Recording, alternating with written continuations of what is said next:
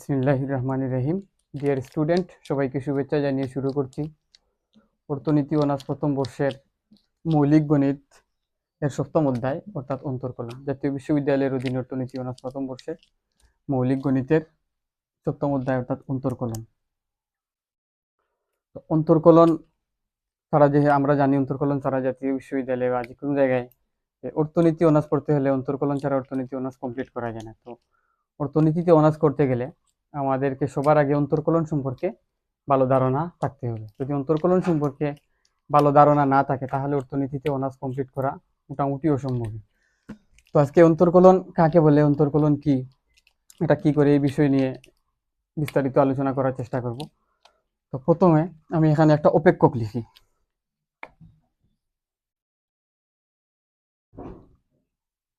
y equal function of x।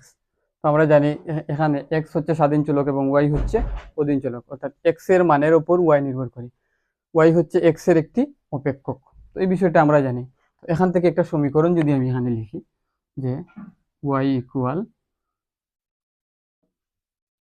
6x plus 6x plus দিলাম 5 দিলাম 6x plus 5, তাহলে এই একটা সমীকরণ লিখলাম এখান থেকে। এই সমীকরণে আমরা জানি এখানে ওয়াইটা নির্ভর করে এক্স এর মানের উপর, অর্থাৎ ওয়াই হচ্ছে ডিপেন্ডেন্ট ভেরিয়েবল যেটা নির্ভর করে ইন্ডিপেন্ডেন্ট ভেরিয়েবল অর্থাৎ স্বাধীন চলক এক্স এর উপর। তো এক্স মান গ্রহণ করলে ওয়াই মান গ্রহণ করে, ওয়াই এর বিভিন্ন মান পাওয়া যায়, এক্স এর বিভিন্ন মানে ওয়াই এর বিভিন্ন মান পাওয়া যায়। যেহেতু এক্স এর মানের উপর ওয়াই নির্ভর করে তাই এখানে বলা হয় যে ওয়াই হচ্ছে অধীন চলক অর্থাৎ এক্স এর মানের উপর নির্ভরশীল। এই কারণে ওয়াই কে অধীন চলক এবং এক্স কে স্বাধীন চলক বলা হয়। তো আমরা এখানে ওয়াই এর বিভিন্ন মান, এক্স এর বিভিন্ন মান নিয়ে ওয়াই এর বিভিন্ন মান নির্ণয় করতে পারি। যেমন আমি যদি প্রথমে এখানে লিখি যে এক্স ইকুয়াল, এক্স এর এখানে লিখি এক্স ইকুয়াল 4 হলে, আমি ধরে নিলাম এক্স ইকুয়াল 4, তুমি যে কোনো একটা ধরে নিতে পারো। এক্স ইকুয়াল 4 হলে ওয়াই ইকুয়াল 6। এই সমীকরণে এক্স এর পরিবর্তে আমি এখানে 4 বসালাম, যোগ 5 সমান কত হলো দেখি, 6 4 24 আর 5 হলো 29। এক্স এর মান 4 হলে ওয়াই এর মান এই সমীকরণে 29 হয়। এখন এই সমীকরণে আমি আবার এক্স এর অন্য আরেকটি মান নিয়ে দেখি ওয়াই এর মানটা কি হয়। এখন এক্স এর মান নিলাম, এক্স ইকুয়াল নিলাম আমি 7, এক্স ইকুয়াল আমি 7 নিলাম। তাহলে এক্স ইকুয়াল 7 হলে ওয়াই ইকুয়াল 6 ইন্টু 7 প্লাস 5 সমান 6 7 42, 42-এর সাথে 5 যোগ করলে কত হয়, 42 আর 5 47, অর্থাৎ 47 হয়।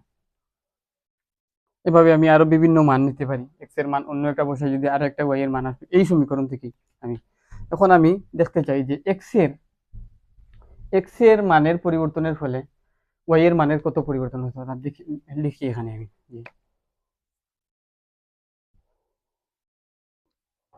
এক্স এর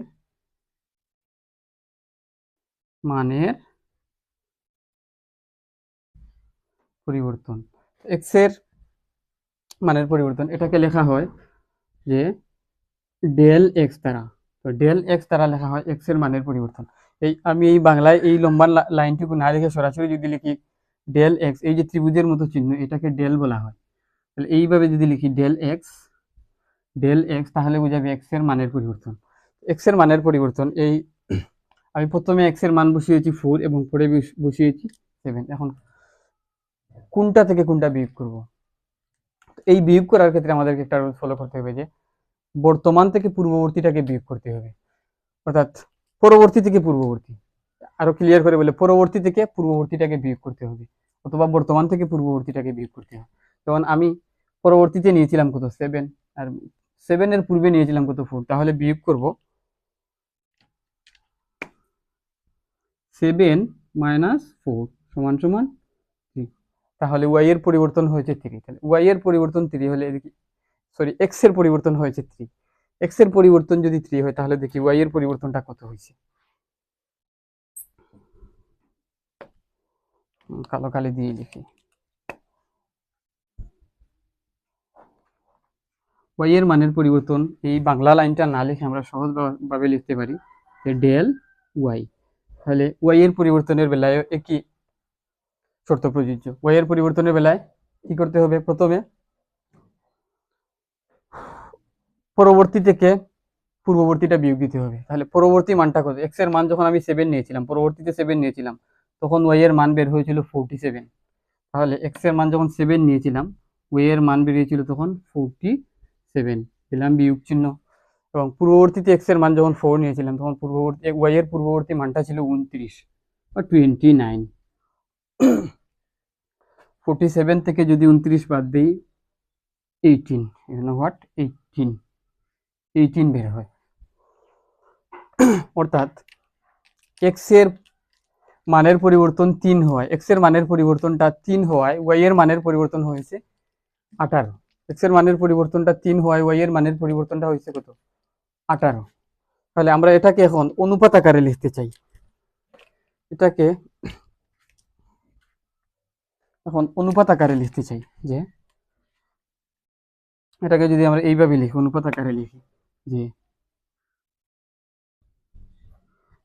অনুপাত আকারে যদি লিখি, তাহলে এখানে স্বাধীন চলক কে ছিল? স্বাধীন চলক ছিল এক্স। এক্স এর মানের পরিবর্তনের ফলে তো ওয়াই এর মানের পরিবর্তন হয়েছে। তাহলে অনুপাত আকারে লিখলে এইভাবে হবে যে এক্স এর মানের পরিবর্তনের ফলে, অর্থাৎ ডেল এক্স এবং ডেল ওয়াই, অর্থাৎ del Y by del x, অর্থাৎ আমরা জানি স্বাধীন চলকটা অনুপাতের স্বাধীন চলকটা নিচে বসে এবং অধীন চলকটা উপরে বসে। তাহলে এখানে লিখছি যে এক্স এর মানের পরিবর্তনের ফলে ওয়াই এর মানের পরিবর্তনের অনুপাত, এক্স এর মানের পরিবর্তনের ফলে ওয়াই এর মানের পরিবর্তনের অনুপাত। এভাবে লেখা যায় del del del Y by del x, এইভাবে লেখা যায়। তো এই জিনিসটা আপাতত আমরা মাথায় রাখি। এখন আমি এটা একটু মুছি। এখানে এক্স এর মানের পরিবর্তন হয়েছে কত? 3। এক্স এর মানের পরিবর্তনটা হয়েছে কত? 3। এক্স এর মানের পরিবর্তন হয়েছে 3। আমরা এক্স এর মানের পরিবর্তন যদি 3 না হয়, আরো কম হয়, যেমন এক্স এর মানের পরিবর্তন ডেল এক্স এর মান, অর্থাৎ ডেল এক্স এর মানটা বা স্বাধীন চলকের মানটা বা হরের মানটা, ডেল এক্স এর মানটা যদি 3 না হয় 2 হতো বা 1 হতো বা তার চাইতেও কম, হাফ বা 0.5 হতো, অথবা 0.1 হতো বা 0.001 হতো বা 0.001 হতো, অর্থাৎ এক্স এর মানের পরিবর্তন বা স্বাধীন চলকের পরিবর্তনটা এতটাই সূক্ষ্ম যে একেবারে শূন্যের কাছাকাছি, স্বাধীন চলকের পরিবর্তনের মানটা একেবারে শূন্যের কাছাকাছি, পরিবর্তনটা এত সূক্ষ্ম যে এক্স এর মানের, স্বাধীন চলকের মানের পরিবর্তনটা এত সূক্ষ্ম, এত ছোট মান যে যেই মানটা হচ্ছে একেবারে শূন্যের কাছাকাছি, এক্স এর মানের পরিবর্তনটা হচ্ছে শূন্যের কাছাকাছি। তো এই ক্ষেত্রে যদি এক্স এর মানের পরিবর্তন বা স্বাধীন চলকের মানের পরিবর্তনটা এভাবে বেশি না হয়, খুবই ছোট হয়, একেবারে ছোট, একেবারে নগণ্য হয়, প্রায় মোটামুটি শূন্যের কাছাকাছি, শূন্য কিন্তু না, শূন্যের কাছাকাছি, যদি এক্স এর মানের পরিবর্তন বা স্বাধীন চলকের মানের পরিবর্তন শূন্যের কাছাকাছি হয়, তখন এই যে অনুপাতটা আমরা লিখেছি del Y by del X, এটাকে del Y by del x না লিখে এটাকে আরেকটা পদ্ধতিতে এই অনুপাতটাকে লেখা হয়। এই অনুপাতটা ক্যালকুলাস পদ্ধতিতে লেখা হয়, এটা হচ্ছে ক্যালকুলাস। তো এটাকে লেখা হয় এইভাবে, ডেলের পরিবর্তে তখন লেখা হয় dy ডিভাইডেড বাই dx।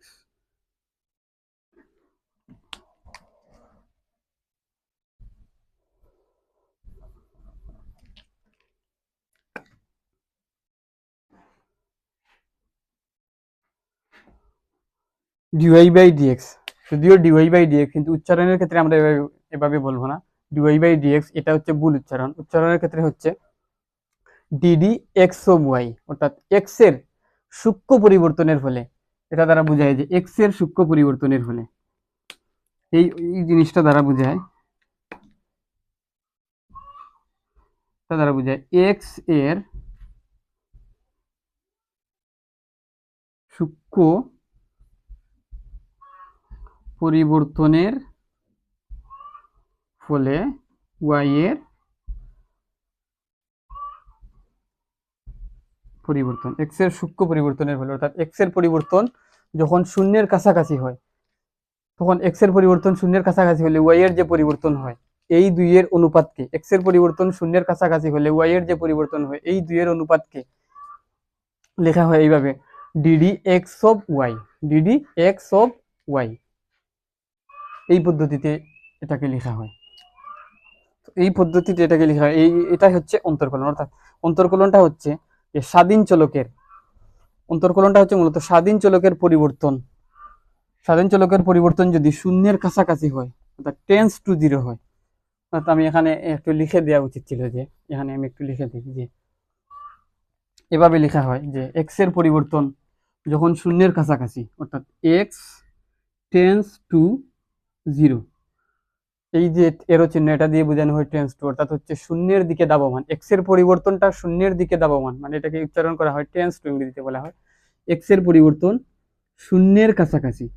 এভাবে লেখা হয় যখন এক্স এর পরিবর্তনটা শূন্যের কাছাকাছি হয় তখন এটাকে আর del Y by del x না লিখে এভাবে লেখা হয় ডিডি, মানে এক্স টেন্স টু জিরো আর লিখতে হয় না, ডেলের পরিবর্তে লেখা হয় ডিওয়াই এবং লেখা হয় ডিএক্স। যখন এক্স টেন্স টু জিরো হয়ে যাবে অর্থাৎ শূন্যের কাছাকাছি পরিবর্তনটা হয়ে যাবে তখন ডিডি এক্স ও ওয়াই এইভাবে প্রকাশ করা হয়, এভাবে প্রকাশ করা হয়। তো আমি যেহেতু এখানে এই সমীকরণটা লিখছি, তাহলে আমি এখন ধরে নিলাম যে এক্স এর পরিবর্তন হচ্ছে শূন্যের কাছাকাছি, বা এভাবে এই অপেক্ষকটা দিয়ে, এই অপেক্ষকটা দিয়ে বললো এটাকে অন্তর্কলন করার জন্য। আমি সরাসরি এখন অন্তর্কলনে যাই, কিভাবে সূত্রটা আসছে, যে মূল নিয়মে অন্তর্কলন কিভাবে করতে হয়, মূল নিয়মের সূত্রটা কিভাবে আসছে, এই আলোচনায় অন্তত না গেলাম। আর তো যদিও আমাদের এত কিছু লাগে না, এগুলো হচ্ছে ইন্টারমিডিয়েটে যারা সায়েন্স নিয়ে পড়ে, সায়েন্স ব্যাকগ্রাউন্ডে পড়ে তাদের ইন ডিটেইল এখানে পড়ানো হয়। তা আমাদের যেহেতু এত কিছু লাগবে না, তা আমরা প্রথমত অন্তর্কলন মোটামুটি বুঝলাম, অন্তর্কলনটা কি এবং অন্তর্কলন কিভাবে করতে হয় এখন আমরা অন্তর্কলনের সূত্রগুলা দেখার চেষ্টা করি। তো প্রথমত যে আমি যে সমীকরণটা লিখছি এই সমীকরণটাকে অন্তর্কলন করবো, তখন এই সমীকরণটা দিয়ে বললো আমি এখান থেকে একটা বিষয়, এই কনস্ট্যান্টটা মুছে দিলাম আর এই পুরোটাই মুছে দিলাম, মুছে দিয়ে এখানে নতুন করে একটা সমীকরণ লিখে যে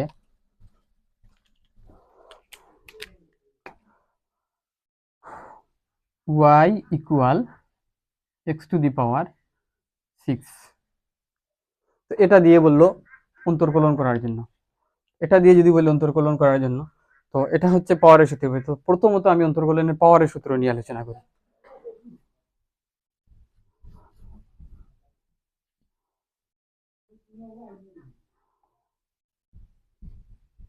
পাওয়ারের সূত্র, তো পাওয়ারের সূত্রটা হচ্ছে এমন যে D x to the power n divided by dx equal n x to the power n minus 1, এটা হচ্ছে পাওয়ারের সূত্র। অর্থাৎ পাওয়ারের সূত্র হচ্ছে d x to the power n by d x equal হচ্ছে d d x of x to the power n equal হচ্ছে n x to the power n into x to the power n minus one. অর্থাৎ পাওয়ারের সূত্রটা হচ্ছে এই যে স্বাধীন চলক এক্স এর পাওয়ার যা থাকবে, এক্স এর পাওয়ার যা থাকবে পাওয়ারটা আগে চলে আসবে এবং এক্স লিখবে এবং এক্স থেকে এক্স এর পাওয়ার থেকে এক্স লিখে এক্স এর পাওয়ার থেকে এক বিয়োগ যাবে, এটাই হচ্ছে পাওয়ারের অন্তর্কলন। এই এনটা হচ্ছে কি পাওয়ার, পাওয়ারটা আগে আসবে এবং পাওয়ার থেকে এক বিয়োগ হবে, পাওয়ারটা আগে চলে আসবে এবং পাওয়ার থেকে এক বিয়োগ হবে, এক বাদ দিতে হবে, এটাই হচ্ছে অন্তর্কলনের পাওয়ারের নিয়ম। তাহলে এখানে এই যে সমীকরণটা দিলে এটাকে অন্তর্কলন করি যদি, তাহলে এটাকে এখন এই নিয়মে আমরা অন্তর্কলন করি, অন্তর্কলন করে দেখি এটার ফল কি হয়। তাহলে ওয়াই কে এটাকে অন্তর্কলন করতে হবে না, এটাকে অন্তর্কলন করতে গেলে আমরা এভাবে লিখব যে dy by dx equal d y, যেহেতু ওয়াইকে অন্তর্কলন করতে ডিওয়াই, এর পরিবর্তে কি আছে ডিওয়াই, ওয়াই এর পরিবর্তে আছে, ওয়াই এর জায়গায় আমরা লিখবো x to the power six, তাহলে লিখি d x to the power six divided by d x. তো এখানে এটা তো লিখলাম, এখানে বলি এখানে এই নিয়মে অন্তর্কলন করতে গেলে, এই যে পাওয়ারের নিয়মে অন্তর্কলন করতে গেলে, এই যে বেজ আছে, এই বেজ বা ভিত্তি, এটাকে বেজ বা ভিত্তি বলা হয়, এই বেজ বা ভিত্তির সাথে এই ভিত্তির মিল থাকতে হবে। এখানে যা আছে এখানেও তাই থাকতে হবে, এখানে যা আছে এখানেও তাই থাকতে হবে।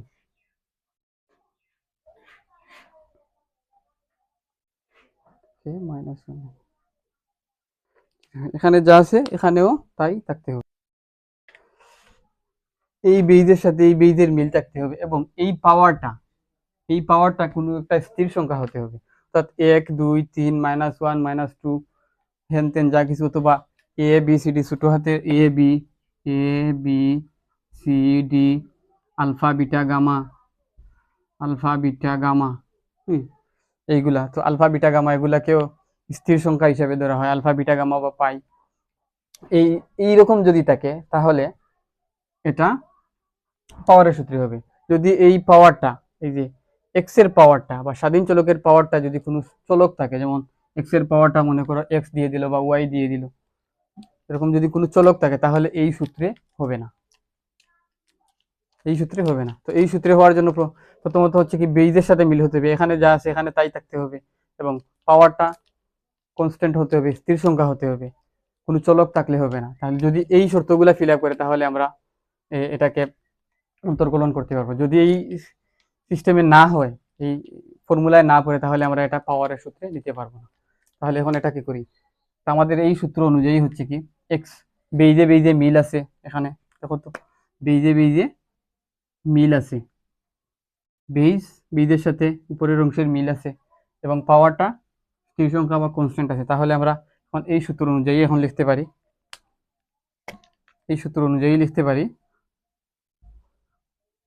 DD x of y equal, এই সূত্র অনুযায়ী কি পাওয়ারটা আগে চলে আসবে, তাহলে পাওয়ার কত 6, তাহলে 6টা আগে চলে আসবে, এবং চলকটা লিখতে হবে, লিখলাম পাওয়ার থেকে 1 বিয়োগ দিতে হবে, এই সূত্র অনুযায়ী পাওয়ার থেকে 1 বিয়োগ দিতে হবে, পাওয়ার হচ্ছে 6 বিয়োগ দেব 1, পাওয়ার থেকে 1 বিয়োগ দিলাম, বা dy by d x equal 6x, 6 থেকে 1 বাদ দিলে কত হয়, 1 বাদ দিলে 6 two the power 6x two the পাওয়ার 5, তাহলে এটাই হচ্ছে আমাদের আনসার, তাহলে এই নেমে এখন আরেকটা করি দেখি। এখন এই অঙ্কটায় যদি পাওয়ার মাইনাস দিয়ে দেয়, মনে করো পাওয়ার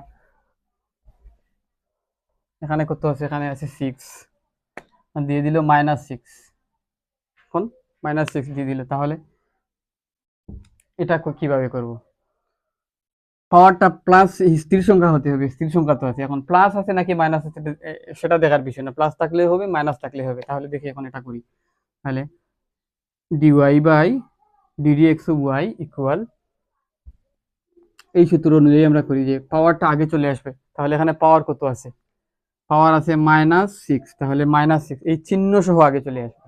এখন যদি আমরা চিহ্নটা বাদ দিয়ে আগে নিয়ে আসি তাহলে অঙ্কটা ভুল হবে, এই চিহ্ন সহ আমরা আগে নিয়ে আসবো, তাহলে চিহ্ন সহ আসলে -6, তারপর এক্স লিখবো, এক্স লিখলাম, এইভাবে না, আমি একটু সুন্দর করে লিখি আগে, তাহলে লিখবো এইভাবে ডি ওয়াই এর পরিবর্তে লিখবো x to the power -6 d x, প্রথমে বেজ মিলিয়ে এইদিকে বেজ মিল আছে কিনা, d y by d t x of y, তাহলে দেখি এখানে বেজের সাথে এই বেজের সাথে এটার মিল আছে, বেজের সাথে পরের অংশের মিল আছে, তাহলে আমরা এখন এই পাওয়ারের সূত্রটা অ্যাপ্লাই করতে পারি। পাওয়ারের সূত্র অনুযায়ী কি প্রথমে পাওয়ারটা আগে চলে আসবে, -6টা আগে লিখলাম, তারপর এক্স লিখলাম, তারপর পাওয়ার থেকে 1 বিয়োগ করতে হবে, পাওয়ারটা কত, পাওয়ারটা হচ্ছে -6, তার থেকে 1 বিয়োগ করতে হবে, বিয়োগ চিহ্ন দিলাম, 1 বিয়োগ করলাম, তাহলে বা d d x of y equal -6 x to the power -6 এবং -1 এই দুইটা যোগ করলে -7 হয়। আমরা জানি চিহ্ন যদি, এই বিষয়টা তো বলার কথা না, চিহ্ন যদি একই হয় তাহলে যোগ হয়, অর্থাৎ +1 আর +6 যোগ করলে তো +7 হয়। দুটোরই আগে প্লাস আছে, তাই +7 হয়েছে। ঠিক কিরকম, -1 আর -6 যদি যোগ করি, এটাও যোগ হবে, এটাও যোগ হবে, 7 হবে, কিন্তু এই 7 এর আগে মাইনাস হবে, কারণ দুটোই হচ্ছে কি -7 হবে। এই বিষয়টা তো আমরা জানি, এটা তো আর বলার কি আছে। ও, তাহলে এটাই হচ্ছে আমাদের আনসার। এখন কেউ যদি চায় এটাকে আরেকটু সুন্দর করে লিখতে, তাহলে এইভাবে লিখতে পারে যে 12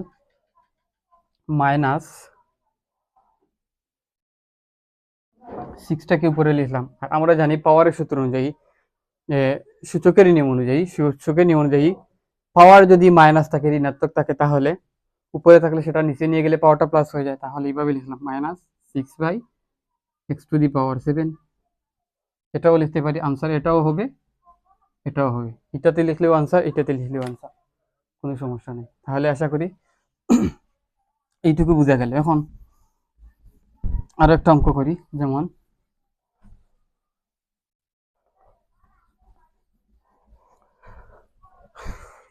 দেখলাম যে y equal 5x⁴, y equal 5x⁴। তাহলে এখন এই সমীকরণটাকে অন্তর্কলন করতে হবে। তাহলে দেখি এখানে বেজ মিল আছে কিনা, আমি দেখি dx অফ y, এই নিয়মে আমরা লিখি প্রথমে। তাহলে y এর পরিবর্তে কত আছে, d5x⁴/dx, বা দেখি তো এখানে মিল আছে কিনা বেইজের সাথে। এখানে বেইজ x, আর এখানে কত আছে 5x, আমাদের এই নিয়ম অনুযায়ী এখানে 5 একটা এক্সট্রা বা বেশি চলে আসছে, এই বেইজের সাথে এই বেইজের মিল আছে, কিন্তু 5টা একটু বেশি অতিরিক্ত। তাহলে এই যে 5, তো আমরা জানি যে চলক, এক্সট্রা তো চলক, তো আমরা জানি এক্স এ চলকের সাথে যদি কোনো স্থির সংখ্যা থাকে, তো সেই স্থির সংখ্যাটাকে তখন সহগ বলা হয়। চলকের সাথে যদি কোনো স্থির সংখ্যা থাকে, তখন তাকে কি বলা হয়, সহগ বলা হয়। তাহলে যেহেতু এক্স চলক এবং x⁴ এটাই তো চলক, এই চলকের সাথে 5 একটা স্থির সংখ্যা, চলকের সাথে 5টা গুণাকার আছে, তাহলে এই 5টা হচ্ছে কি স্থির সংখ্যা। তো অন্তর্কলন করার সময় এই স্থির সংখ্যাটাকে আমরা বাইরে নিয়ে আসবো। যেমন কিভাবে বাইরে নিয়ে আসবো, এই 5টাকে আমরা এখানে লিখে নিলাম যে 5টা লিখে নিলাম। তাহলে 5টাকে বাইরে এনে এখন আমরা এই 5 ছাড়া বাকি অংশটুকু লিখলাম, যেমন dx⁴/dx। যদি সহগ থাকে, যদি এই আগের অঙ্কে সহগ ছিল না আমাদের, +6 বা -6 যখন ছিল পাওয়ার, তখন এই সহগটা ছিল না, সহগ ছিল 1। যেহেতু এখন 1 ছাড়া সহগ অন্য কিছু, তাহলে এই সহগটাকে বাইরে নিয়ে আসলাম। বাইরে নিয়ে আসার পর এখন এই অংশের অন্তর্কলন করব, বা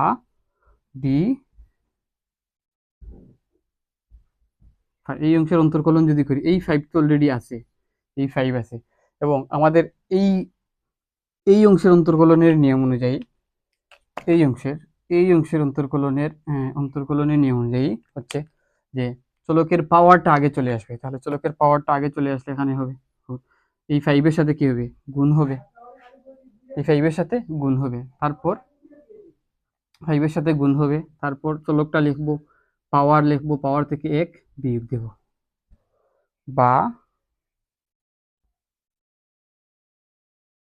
তখন এই দুইটা গুণ করলে কত হয়, 5×4 = 20 বা 20, আর x⁴ তাহলে এটাই হচ্ছে কি আমাদের কাঙ্ক্ষিত আনসার, এটাই আমাদের কাঙ্ক্ষিত আনসার। আশা করি বোঝা গেল। এখন যদি আমি আরো একটা সমীকরণ লিখি, যে এইভাবে তো লিখলাম, এখন এইভাবে লিখে এখন আরেকটা সমীকরণ লিখি যে y ইকুয়াল -2 এক্স প্লাস 7 একটা সমীকরণ লিখলাম। তখন এই সমীকরণটার অন্তর্কলন করতে চাই। এই সমীকরণটা অন্তর্কলন করার জন্য প্রথমে আমরা এই পাওয়ারের নেমে সাজাই, দেখি হয় কিনা। ডি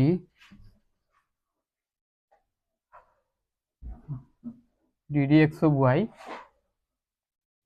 এটাকে লিখলে হবে ডি, যেহেতু এখানে দুইটা পার্ট তাই ব্র্যাকেট দিয়ে নিলাম, minus twice x plus 7 by d x, বা এখন দেখি এই পাওয়ার, এই সূত্রে অনুযায়ী এই পাওয়ারে পড়ি, এই সূত্র অনুযায়ী এটার সাথে মিল খায় কিনা, আমরা পাওয়ারের সূত্রে নিতে পারি কিনা এটা দেখি। পাওয়ারের সূত্রে শর্ত ছিল কি, এই বেজ এক্স এর সাথে এই অংশের মিল থাকতে হবে।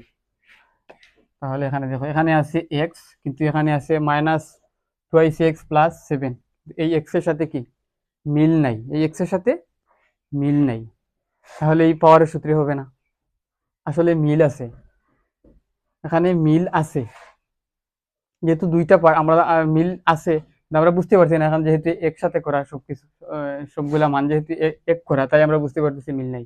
এখন এটাকে আমরা পার্ট পার্ট করে নেই, তো এটা এই ভগ্নাংশটাকে তো পার্ট পার্ট কিভাবে করতে, এই বিষয়টা আমরা জানি। যেমন এটাকে এখন এই অংশটা দিয়ে একটা লিখবো যে d minus 2x by d x, এই প্লাস চিহ্নটা লিখবো, এবং তারপর ডি 7 বাই ডিএক্স এভাবে লিখবো। তাহলে এখন এই অংশে একটা অন্তর্কলন হবে, এই অংশে হবে একটা অন্তর্কলন, এই অংশে হবে আরেকটা অন্তর্কলন, দুইটা পার্ট করে নিলাম। দুইটা পার্ট, এখন এই অংশটা তো পাওয়ারের সূত্রে পড়ছে, এই অংশটাও পাওয়ারের সূত্রে পড়ছে, দেখি এই অংশটা কি হয়। তাহলে আমাদের পাওয়ারের নিয়ম অনুযায়ী ডিওয়াই বাই ডিএক্স লিখি, d y by d d x of y, d d x of y হচ্ছে আমাদের সেই আগের নিয়ম অনুযায়ী যে এটা এখানে একটা এক্স এর সাথে, এই বেজ এক্স এর সাথে একটা সহগ আছে, তাহলে এই সহগটাকে আমরা বাইরে নিয়ে আসি। সহগটা কত, -2, তাহলে বাইরে নিয়ে আসবো, চিহ্ন সহ বাইরে নিয়ে আসবো। তাহলে চিহ্ন সহ বাইরে নিয়ে আসলে কত হয়, -2 এবং ডি এক্স, -2টা যদি চলে আসে বাইরে তাহলে এক্স থাকলো, ডি এক্স প্লাস এই যে 7, এই 7 এর সাথে কিছু কোনো এক্স আছে কিনা, এখান থেকে এখানে আছে কত আমাদের, এখানে আছে এক্স, কিন্তু এখানে কোনো এক্স আছে, এখানে তো কোনো এক্স নাই, এখানে কোনো এক্স নাই, শুধু 7 আছে।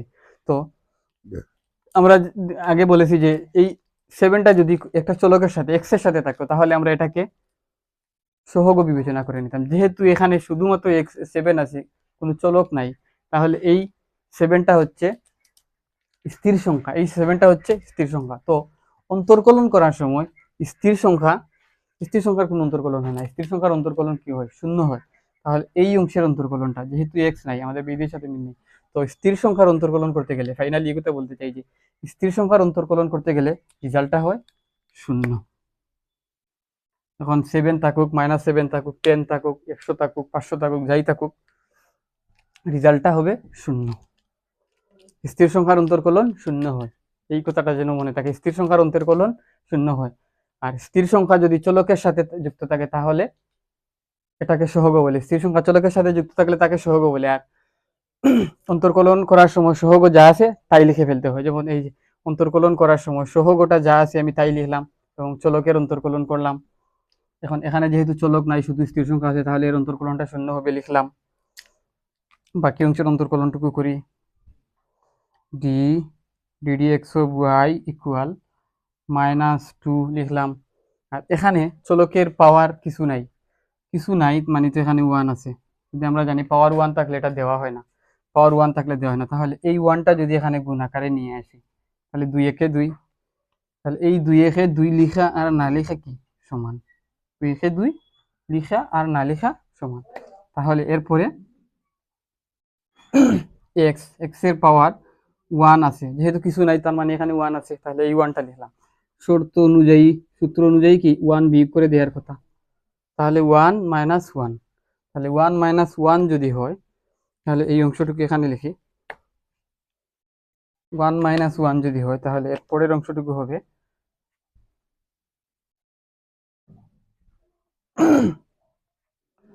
মাইনাস 2 এবং এক্স টু দি পাওয়ার 1 থেকে 1 বিয়োগ দিলে পাওয়ার কত হয়? 0 হয়।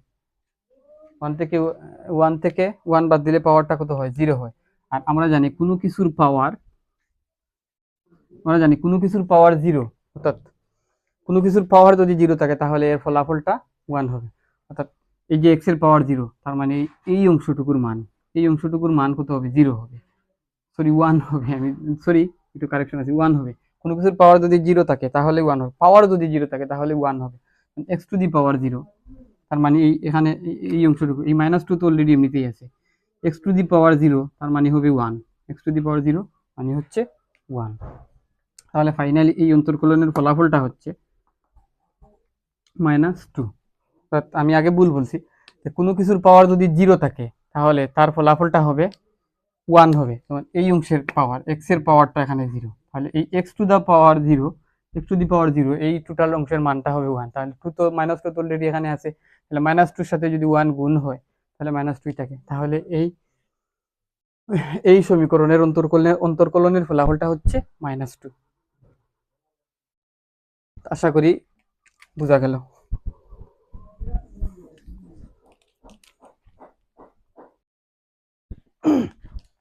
এই একটা সমীকরণ দিয়ে বললো এটাকে অন্তর্কলন করার জন্য, এই সমীকরণটা দিয়ে বললো এখানে অন্তর্কলন করার জন্য।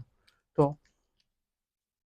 এটাকে অন্তর্কলন করার জন্য আমরা প্রথমে করব কি, প্রথমে এই যে এক্সটা নিচে আছে, ভগ্নাংশ আকারে এক্সটা নিচে আছে, তো এটা এই সমীকরণটা সমাধান করার জন্য আমাদের প্রথম কাজ হচ্ছে যে এই এক্সটাকে উপরে নিয়ে যাওয়া, এক্সটাকে উপরে নিয়ে যাওয়ার জন্য আমাদেরকে কি করতে হবে? আমরা জানি এক্সটাকে উপরে যদি নেই তাহলে ওয়াই ইকুয়াল, সূচকের নিয়ম অনুযায়ী পাওয়ার লবকে যদি হরে নিয়ে যাই আর হরকে যদি লবে নিয়ে যাই তাহলে পাওয়ারের চিহ্নের পরিবর্তন হয়।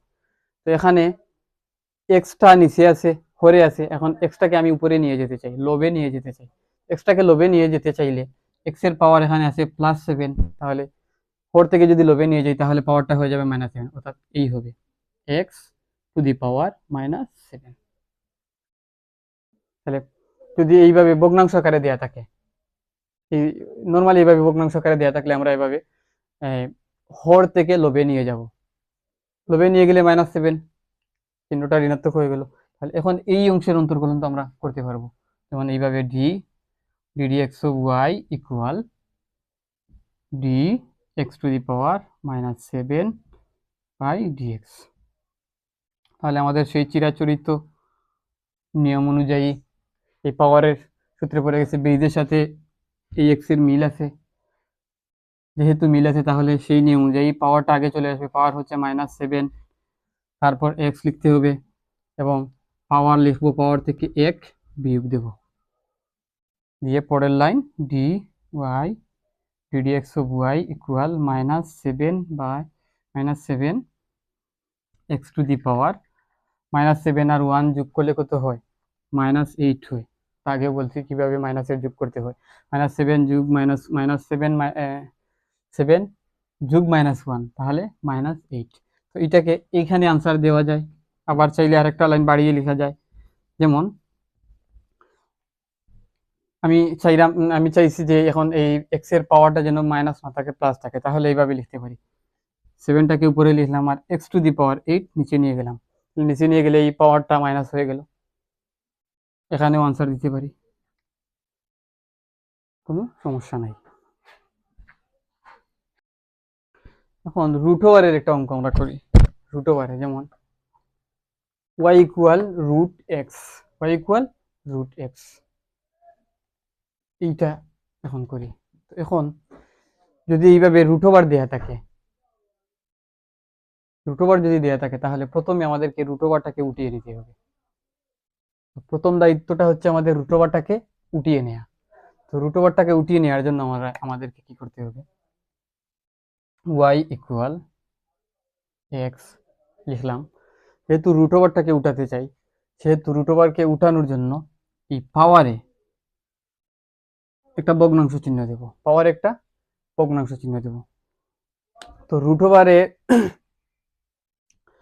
যদি থাকে তাহলে আমরা জানি রুটের ভেতর এই অংশে যদি কিছু লেখা না থাকে তাহলে এখানে 2 আছে, ধরে নিতে হবে এখানে 2 আছে। যদি এখানের মান 2 থাকে তাহলে এটা লিখে দেওয়া হয় না। এখানে যেমন এক্স এর পাওয়ার কিছু নাই, মানে 1 আছে।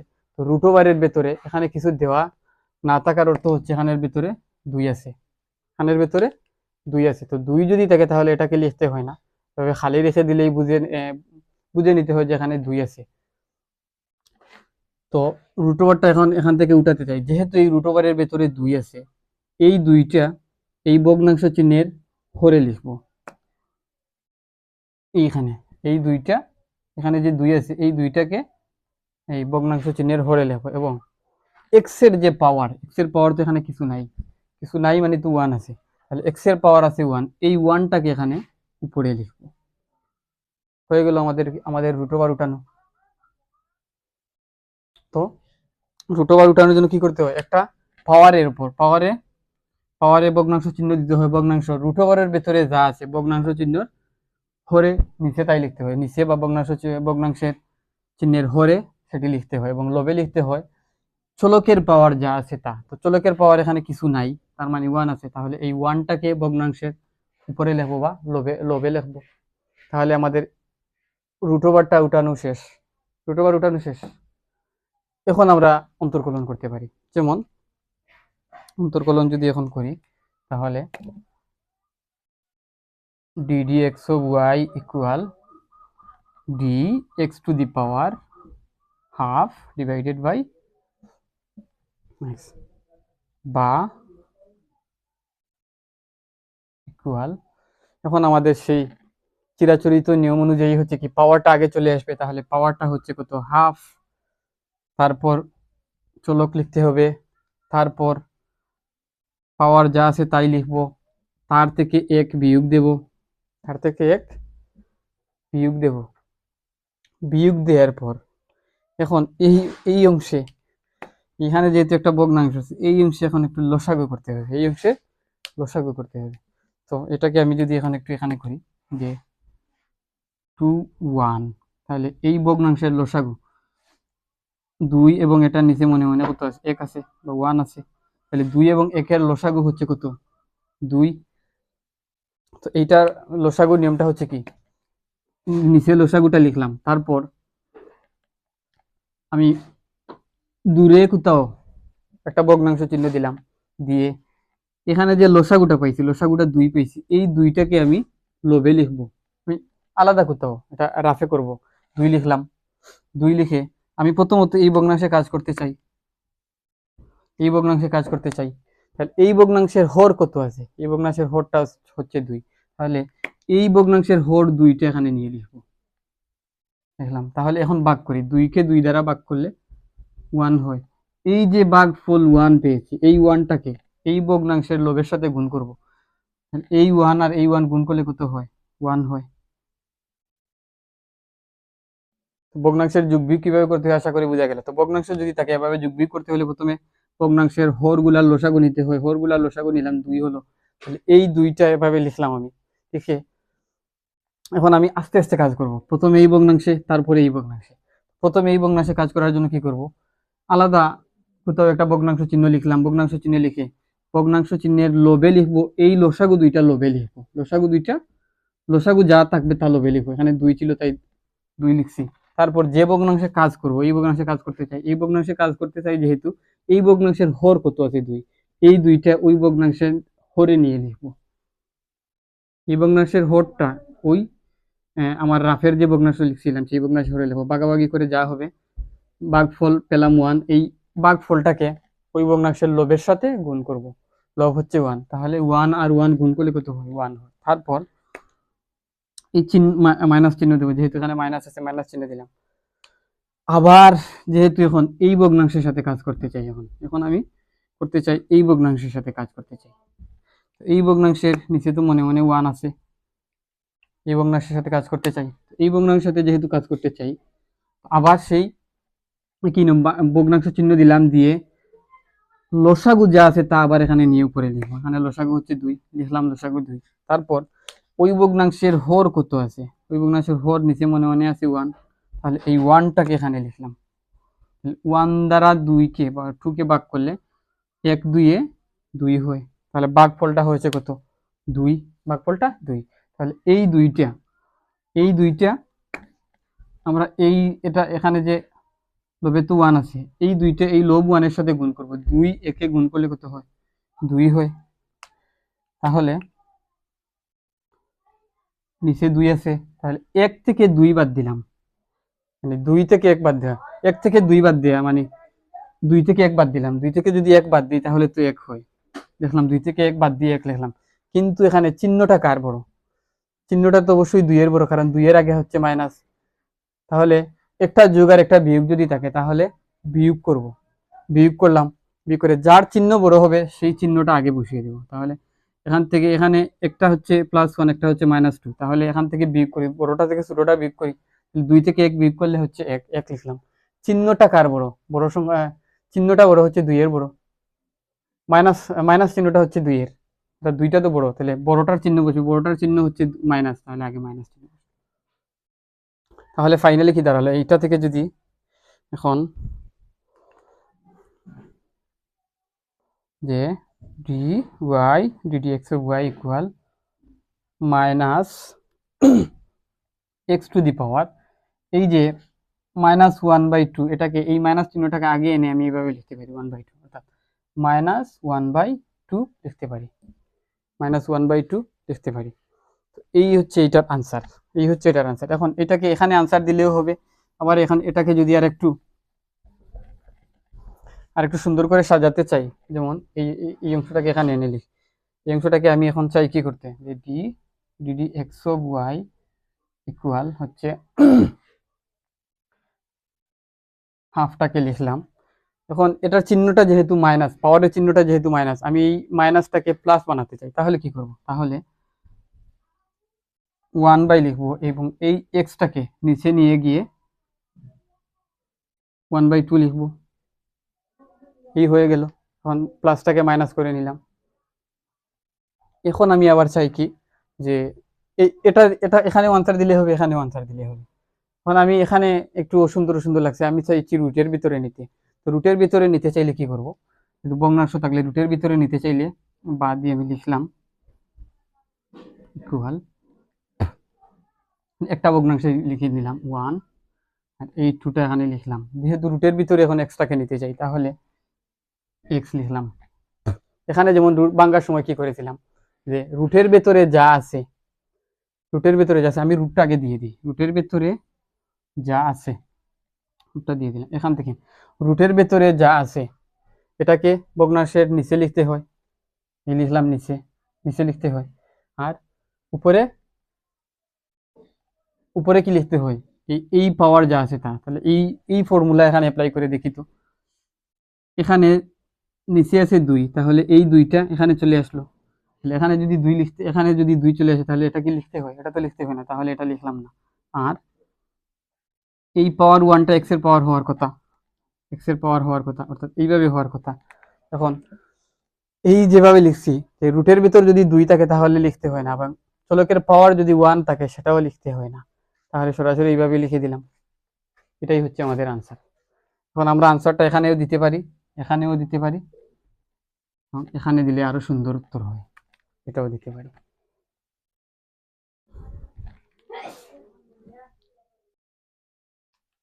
আজকে এটা হচ্ছে আমাদের লাস্ট অঙ্ক, এই রুটের ভিতর। এখন রুটের ভিতরে কিছু একটা মান দেয়া আছে, যেমন 4 দেয়া আছে এবং এক্স এরও কিছু পাওয়ার দেয়া আছে, এক্স এরও পাওয়ার দেয়া আছে, এক্স এর পাওয়ার এখানে 3 আছে।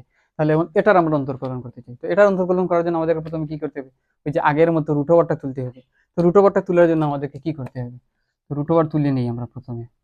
রুট ওভারটা তুললে লিখলাম এক্স, যেহেতু রুট ওভারটা তুলতে চাই একটা ভগ্নাংশ চিহ্ন দিব, পাওয়ার একটা ভগ্নাংশ চিহ্ন দিলাম, ভগ্নাংশ চিহ্ন দিয়ে রুটের ভেতরে যা আছে এটাকে কি করবো, এই ভগ্নাংশের হরে লিখবো। তাহলে রুটের ভিতরে আছে 4, তাহলে এই 4টাকে এখানে লিখলাম। এবং চলকের পাওয়ার যা আছে, চলকের পাওয়ার 3, এই চলকের পাওয়ারটা লোভে যাবে, পাওয়ারের ভগ্নাংশের লোভে যাবে। তাহলে আশা করি বোঝা গেছে যে রুটের ভেতরে যা আছে এটা ভগ্নাংশ চিহ্ন দিয়ে ভগ্নাংশের চলকের পাওয়ারের ভগ্নাংশ চিহ্ন দিব, ভগ্নাংশ এই পাওয়ারের ভগ্নাংশের হরে যাবে রুটের ভেতরে যা আছে তা, এবং লোভে যাবে চলকের পাওয়ার যা আছে তা। তাহলে লিখলাম, তাহলে রুট ওভার উঠানো হয়ে গেল। এখন আমরা আগের নিয়ম অনুযায়ী অন্তর্কলনটা করি, বা ddx অফ y ইকুয়াল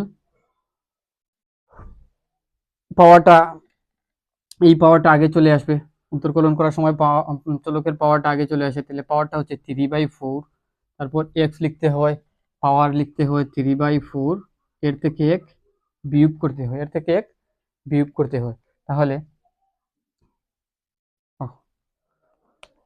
এইটা সরাসরি এইভাবে না লিখে একটা লাইন বেশি করি যাতে বুঝতে সুবিধা হয়। x to the power 3/4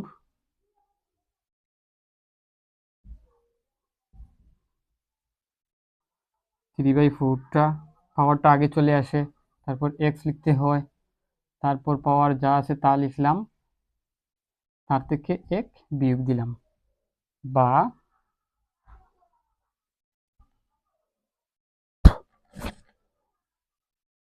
3/4 3/4 minus 1। এটা থেকে এটা এই অংশটুকু সরল করি, এখানে লসাগু হচ্ছে 4, তারপর এখানে বাইরে এই লসাগুটা উপরে লিখবো, আর একটা ভগ্নাংশ আমি আলাদা করে দিলাম রাগ করার জন্য, আর একটা ভগ্নাংশ 4 লিখলাম। তারপর যে এই ভগ্নাংশে কাজ করতে চাই, এই ভগ্নাংশের হরটা হচ্ছে 4, এখানে হরে লিখলাম, ভাগফলটা 4 দিয়ে 4 কে কাটলে হয় 1, তাহলে 1 আর 3 গুণ করলে হয় কত 3, মাইনাস চিহ্নটা দিলাম। তারপর আবার এখন 3 এই পরের ভগ্নাংশে কাজ করতে চাই, সেই ভগ্নাংশের জন্য লোভে একটা 4 ওই লসাগুটা লিখলাম। তারপর এখানে নিচে মনে মনে আছে 1, 1 দ্বারা 4 কে ভাগ করলে হয় 4 হয় 4, এই 4 এই 1 এর সাথে গুণ হয়ে হবে 4। তাহলে নিচে 4 আর 3 থেকে -4 বাদ দিলে, 4 থেকে যদি 3 বাদ দিই তাহলে হয় 1, যেহেতু বড়টার চিহ্ন মাইনাস তাহলে আগে হবে মাইনাস, তাহলে আমরা লিখতে পারি -1/4, -1/4। তাহলে এখানে লিখতে পারি x টু দি পাওয়ার এই অংশের পরিবর্তে এই টোটাল অংশের পরিবর্তে আমরা লিখতে পারি এখন -1/4, আর এইটা তো এইটাই -1/4, -1/4।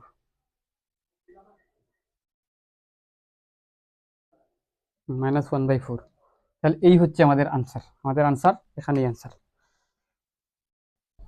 এখন আমরা চাইলে এখানেও আনসারটা দিতে পারি, বা একটা সৌন্দর্যের জন্য আর একটু বাড়িয়েও লিখতে পারি, যেমন আরেকটা লাইন যদি বাড়িয়ে আমি এখানে লিখি, ddx অফ y ইকুয়াল 3/4, যেহেতু দেখতেও সুন্দর লাগছে তাহলে আমি প্রথমে এটাকে নিচে নিয়ে গেলাম, 1/x টু দি পাওয়ার 1/4 লিখলাম। এখন এখানেও আনসার দিতে পারি, এখন এটাকে আমি চাই রুট ওভারের ভিতরে নিতে, তাহলে লিখলাম dy/dx ইকুয়াল, উপরে 3টা লিখলাম, 3 একে 3 4, আর এটাকে যেহেতু রুট ওভারের ভিতরে নিতে চাই প্রথমে আমি রুট ওভার লিখে দিলাম, রুট ওভার লিখে এখন এই পাওয়ারটাকে আমি বন্টন করে দেব। তো পাওয়ারে যা আছে, পাওয়ারের ভগ্নাংশ যদি থাকে, ভগ্নাংশের নিচে বা হর যা থাকে সেটা রুটের ভিতরে যায়, তাহলে এখানে হবে 4, এবং পাওয়ার উপরে আছে 1, তাহলে এই 1টা এখানে যাবে, এখানে 1 লেখা আর না লেখা সমান, তাহলে এটাই হচ্ছে আমাদের ফাইনাল আনসার। এখন আনসার এটা দিলেও হবে, এটা দিলেও হবে, এটা দিলেও হবে, এটা দিলে সবচেয়ে সুন্দর আনসার হবে। তো আজ এই পর্যন্ত আমরা পাওয়ারের কি কয়েকটা অঙ্ক করলাম, পরবর্তীতে নেক্সট ক্লাসে পাওয়ার এরিয়ারও কিছু অঙ্ক, আরো ভিন্ন ভিন্ন নিয়মের কিছু অঙ্ক করে দেওয়ার চেষ্টা করব। তো আজ এ পর্যন্তই, সবাইকে ধন্যবাদ জানিয়ে এখানে বিদায় নিচ্ছি। আসসালামু আলাইকুম ওয়া রাহমাতুল্লাহ।